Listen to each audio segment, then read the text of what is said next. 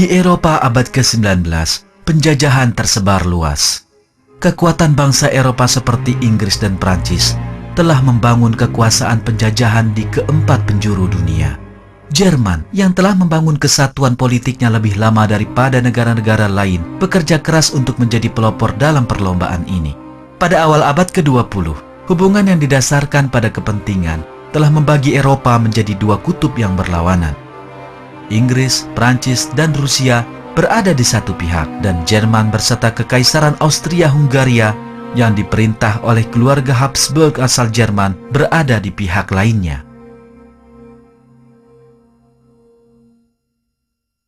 Ketegangan antara kedua kelompok ini semakin hari semakin meningkat, hingga akhirnya suatu pembunuhan pada tahun 1914 menjadi pemicu perang. Pangeran Franz Ferdinand, pewaris tahta Kekaisaran Austria-Hungaria, dibunuh oleh kaum nasionalis Serbia yang berusaha menekan pengaruh kekaisaran tersebut di daerah Balkan.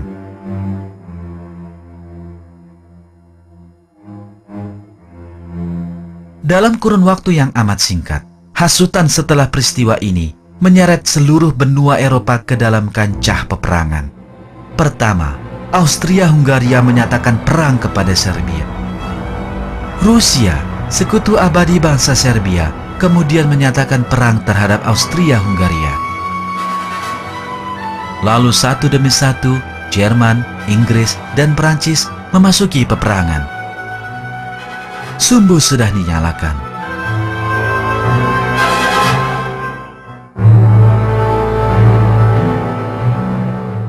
Bahkan sebelum perang dimulai, Dewan Jenderal Jerman telah membuat rencana dan memutuskan untuk menguasai Prancis melalui serangan mendadak. Untuk mencapai tujuan ini, orang-orang Jerman memasuki Belgia dan kemudian melintasi perbatasan memasuki Prancis.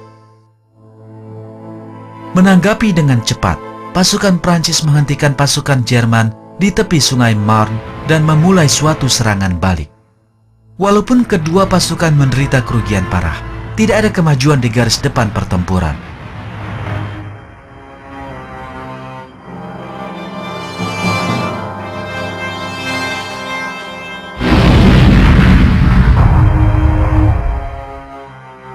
Baik serdadu Prancis maupun Jerman bersembunyi di parit untuk melindungi diri. Akibat serangkaian serangan yang berlarut-larut hingga beberapa bulan, sekitar 400.000 serdadu Prancis terbunuh. Korban meninggal dari serdadu Jerman mencapai 350.000. Perang parit menjadi strategi utama Perang Dunia Pertama. Selama beberapa tahun berikutnya, bisa dikatakan para serdadu hidup dalam parit-parit ini.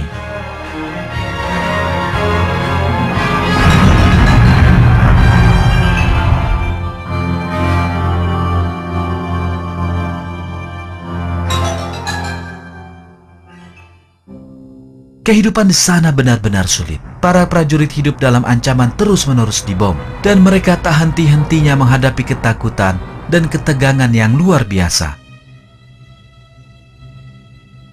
Mayat mereka yang telah tewas terpaksa dibiarkan di tempat-tempat ini, dan para serdadu harus tidur di samping mayat-mayat tersebut.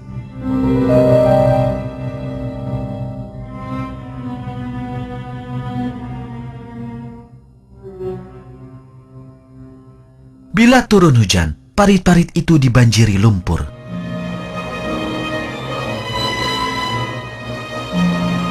Lebih dari 20 juta serdadu yang bertempur di Perang Dunia ke-1 mengalami keadaan yang mengerikan di dalam parit-parit ini, dan sebagian besar meninggal di sana. Dalam beberapa minggu setelah dimulai oleh serangan Jerman pada tahun 1914, garis barat perang ini sebenarnya terpaku di jalan buntu. Para serdadu yang bersembunyi di parit-parit ini terjebak dalam jarak yang hanya beberapa ratus meter jauhnya satu sama lain. Setiap serangan yang dilancarkan sebagai upaya mengakhiri kebuntuan ini malah menelan korban jiwa yang lebih banyak.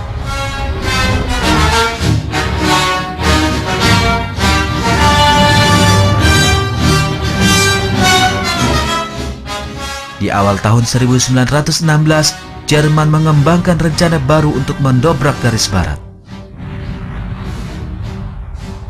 Rencana mereka adalah secara mendadak menyerang kota Verdun yang dianggap sebagai kebanggaan orang Prancis. Tujuan penyerangan ini bukanlah memenangkan perang, melainkan menimbulkan kerugian yang besar di pihak tentara Prancis sehingga melemahkan perlawanan mereka.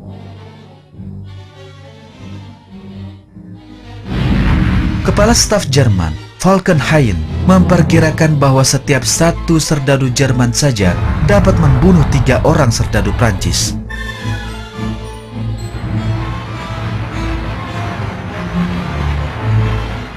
Serangan dimulai pada tanggal 21 Februari. Para pemimpin Jerman memerintahkan serdadunya untuk keluar dari parit mereka. Namun tiap serdadu yang melakukannya justru telah tewas atau sekarat dalam sekitar 3 menit.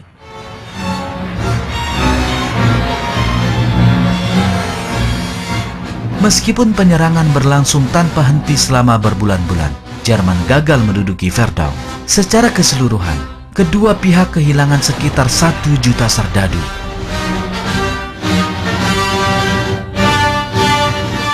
Dan dengan pengorbanan itu, garis depan hanya berhasil maju sekitar 12 km. 1 juta orang mati demi selusin kilometer.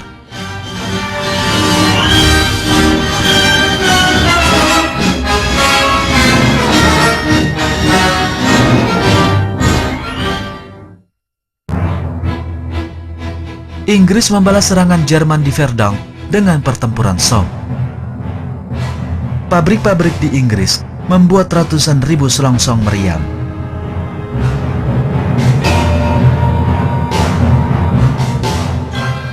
Rencana Jenderal Douglas Haig mendorong pasukan Inggris untuk menghujani dengan pengoboman terus-menerus selama seminggu penuh yang diikuti dengan serangan infanteri.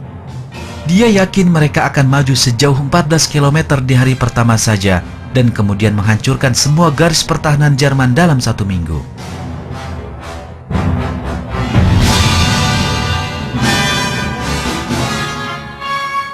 Serangan dimulai pada tanggal 1 Juni.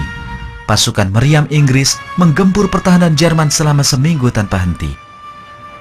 Di akhir minggu tersebut, para perwira Inggris memerintahkan serdadunya memanjat keluar dari parit.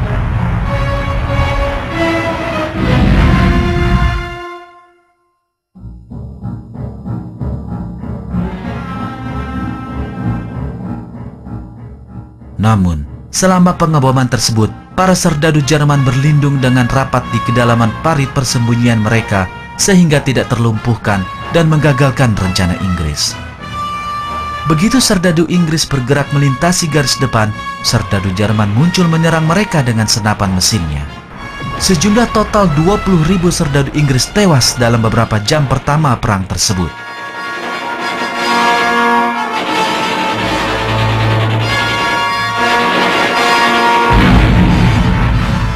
Di dalam kegelapan malam itu, daerah di antara 2 garis pertempuran penuh dengan puluhan ribu mayat dan juga serdadu yang terluka yang mencoba merangkak mundur.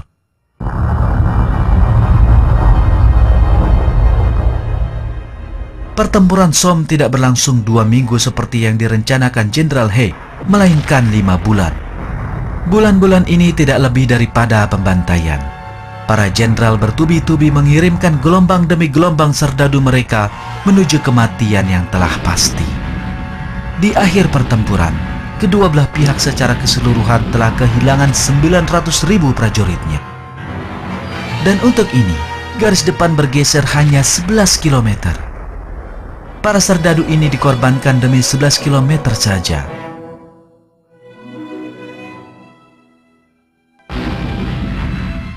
Kedua belah pihak melakukan lebih banyak serangan lagi selama Perang Dunia Pertama. Dan setiap serangan ini menjadi pembantaian diri sendiri. Di kota Ypres, di Belgia saja, berlangsung 3 pertempuran. 1,5 juta serdadu tewas di pertempuran ketiga saja. Setiap serangan berakibat sama. Ribuan nyawa melayang hanya untuk maju beberapa kilometer.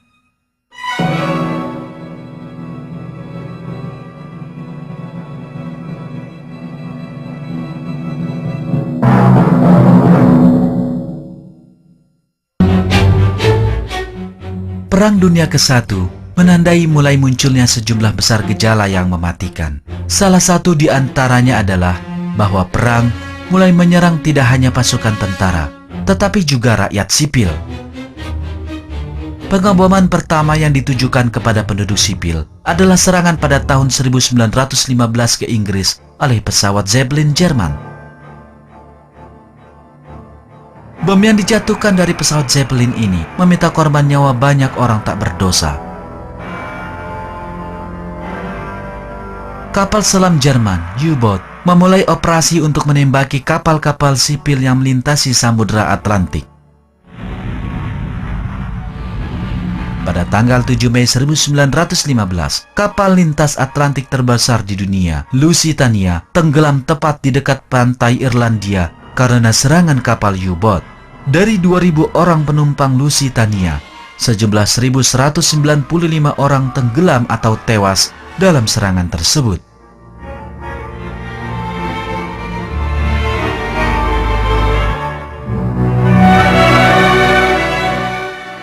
Bencana perang lainnya adalah senjata kimia. Gas beracun, senjata yang pertama kali digunakan oleh Prancis dan kemudian juga oleh Jerman, menyebabkan kematian menyedihkan ribuan serdadu. Banyak serdadu menjadi buta karena gas tersebut.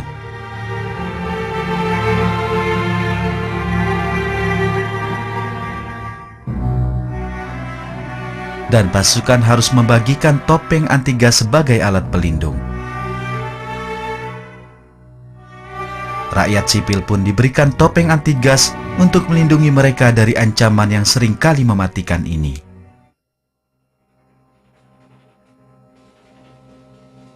Pada tahun 1918, Perang Dunia ke-1 akhirnya berakhir setelah 4 tahun serangan tanpa guna di tangan tentara Jerman, Prancis, dan Inggris.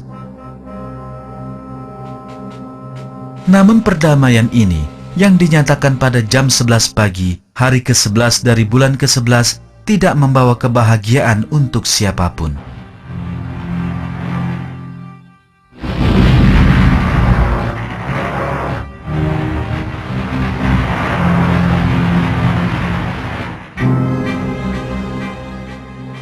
Ratusan ribu serdadu menjadi cacat. Sebagian lainnya terbukti tidak mampu mengatasi dampak kejiwaan karena perang setelah tinggal di dalam parit yang penuh dengan lumpur, kotoran, dan mayat. Bentuk trauma yang dikenal sebagai shell shock atau kejutan bom sangat umum di antara para veteran perang, dan hal ini menyebabkan penderitanya mengalami serangan ketakutan dan goncangan yang berat. Rasa takut akan dibom yang mereka alami setiap hari selama 4 tahun berturut-turut telah terukir di benak mereka.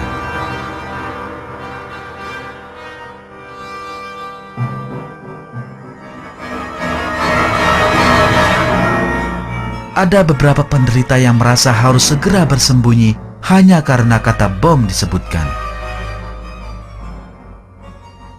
Beberapa veteran bahkan merasa ngeri setiap kali mereka melihat seragam.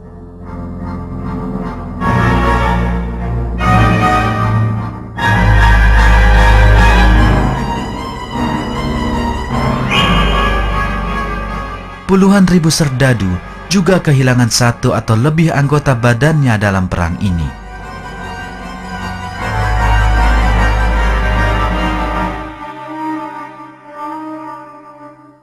Serdadu ini adalah tentara yang mata, dagu, atau hidungnya menjadi cacat selama pengeboman, sehingga topeng khusus diciptakan di Eropa untuk menyembunyikan wajah mereka yang cacat. Derita yang parah akibat Perang Dunia ke-1 juga tercermin di dalam karya seni. Hasil karya sesudah perang menggambarkan kesakitan dan penyakit jiwa.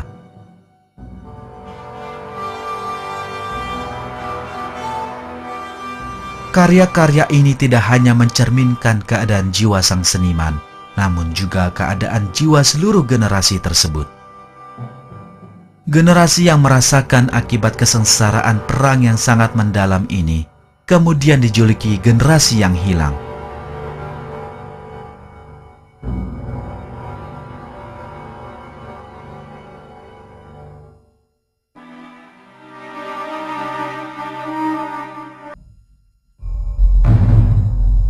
Perjanjian Versailles yang mengakhiri Perang Dunia ke-1 menjatuhkan kepada Jerman beban keuangan yang sangat berat sebagai ganti rugi.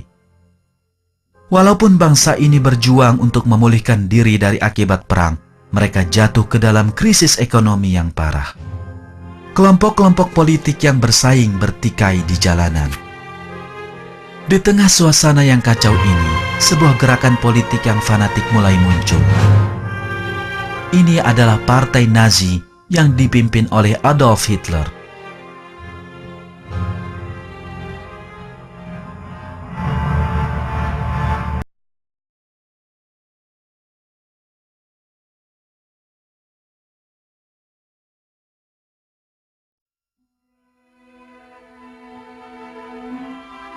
Paham Nazi memulai sebuah perang dunia baru pada tahun 1939.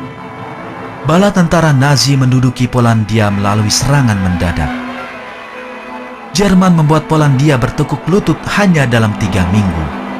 Ibu kota Polandia, Warsawa, dijatuhi bom dengan tanpa ampun dan banyak rakyat sipil tewas.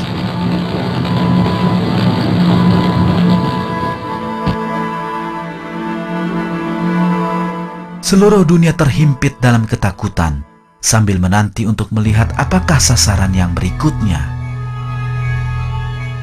Dewan Jenderal Jerman sedang membuat rencana serangan yang baru. Sementara itu, bentuk kekuasaan mutlak lainnya mengambil langkah pertama memasuki perang. Uni Soviet yang diperintah oleh diktator yang banyak menumpahkan darah, Stalin. Stalin dan Hitler menandatangani perjanjian tidak saling menyerang pada Agustus 1939. Mereka mencari kesepakatan untuk membagi Polandia, namun ini tidak memuaskan Stalin.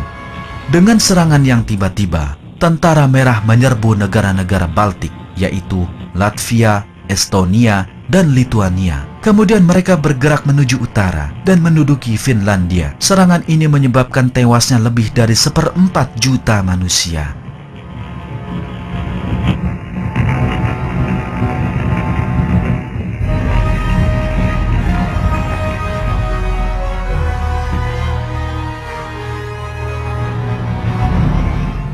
Dengan serangan yang dilancarkan pada bulan April 1940, pasukan Hitler menduduki Denmark, Norwegia, Belgia, dan Belanda. Tentara Jerman memasuki Prancis melalui Belgia pada bulan Mei 1940.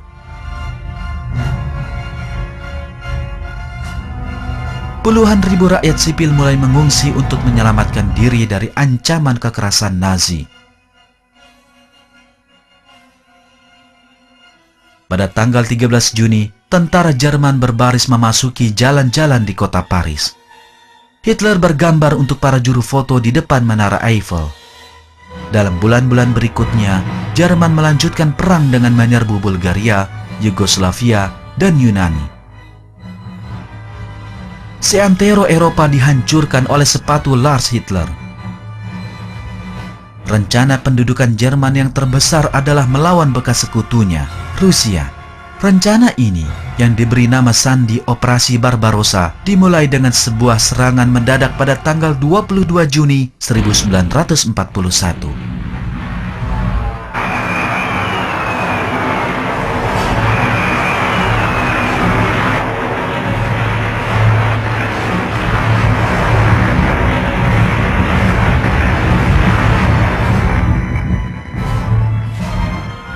Tentara Jerman bergerak dengan cepat dan dalam 12 minggu mereka telah menyerbu Kiev. 1 bulan kemudian mereka sampai di pinggiran Moskow. 3 tahun berikutnya menjadi saksi meletusnya perang mengerikan antara Jerman Nazi dengan Uni Soviet. Pertikaian ini yang menjadi perang paling berdarah di sepanjang sejarah membuat lebih dari 30 juta nyawa melayang. Kedua pihak yang bertikai dalam perang ini, paham Nazi dan komunis, melakukan kejahatan yang mengerikan terhadap umat manusia.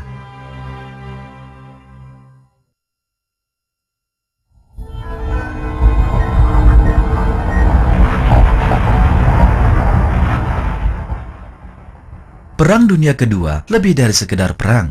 Perang ini juga sebuah upaya menyeluruh untuk melakukan pembantaian dan pemusnahan bangsa. Dimulainya perang ini didasarkan pada kebijakan ruang hidup rasis Hitler. Deutsche Mädchen und der Reichspräsident erwartet Reich von Hindenburg. Hitler menyatakan bahwa wilayah Jerman saat itu tidak cukup lagi bagi bangsa Jerman dan bahwa ras Arya tengah terhimpit di wilayah ini. Dia kemudian berpendapat bahwa mereka harus menduduki negara-negara Eropa Timur dan menjadikan tempat tersebut Lebensraum atau ruang hidup bagi rakyat Jerman. Puluhan juta orang yang sudah menghuni tempat ini menghadapi pembantaian kejam. Tentara Nazi melakukan pembantaian besar-besaran di setiap wilayah yang mereka duduki di Eropa Timur.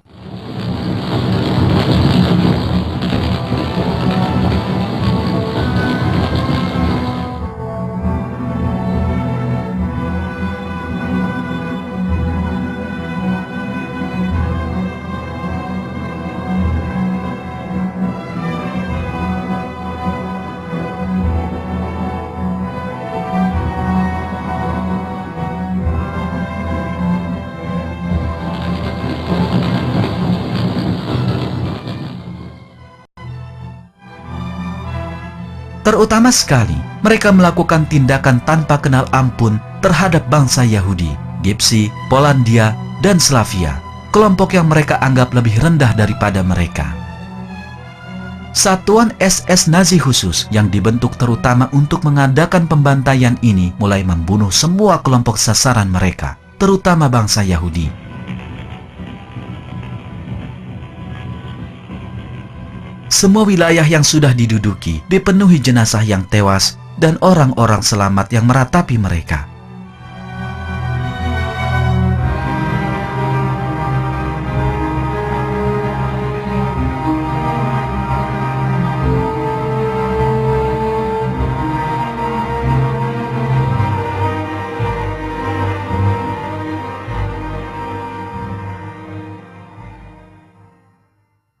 Para pendeta dan tempat-tempat ibadat merupakan sasaran yang paling disukai oleh Nazi. Mereka membakar dan menghancurkan semua gereja dan membunuh para agamawan.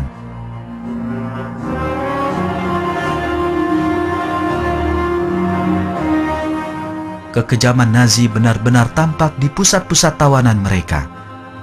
Bangsa Yahudi, Gypsy, tahanan perang, dan pendeta Katolik dipaksa bekerja keras layaknya budak. Barak tawanan ini tak ubahnya rumah penjagalan manusia. Berjuta-juta lelaki, perempuan, dan anak-anak yang tak bersalah dibantai secara kejam dengan cara yang dirancang untuk membunuh manusia secara massal. Saat barak tersebut dibebaskan, sekutu disambut oleh puluhan ribu mayat yang diletakkan berdampingan dengan tahanan yang menunggu di pintu kematian. Di dalam barak tawanan Nazi, sejumlah 11 juta orang tidak bersalah kehilangan nyawa mereka. Pada tahun 1943, makin jelas bahwa Nazi akan kalah perang. Di Stalingrad, bala tentara Hitler menderita kekalahan telak di tangan angkatan bersenjata Soviet. Setelah bencana ini, bangsa Jerman juga kalah dalam perang lainnya di wilayah Kursk, peristiwa yang dikenal sebagai perang tang terbesar dalam sejarah. Kekalahan kini tidak dapat dielakkan.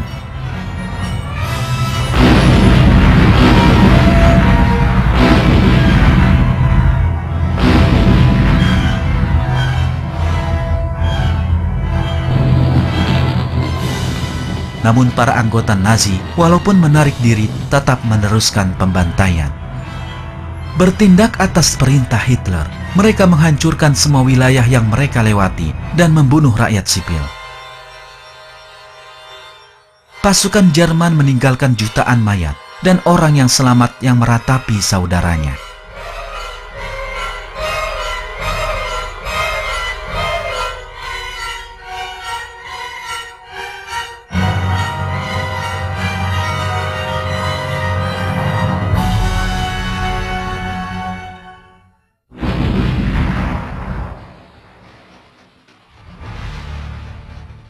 Saat pasukan sekutu mencapai Berlin, jatuhnya Nazi tidak dapat lagi dielakkan.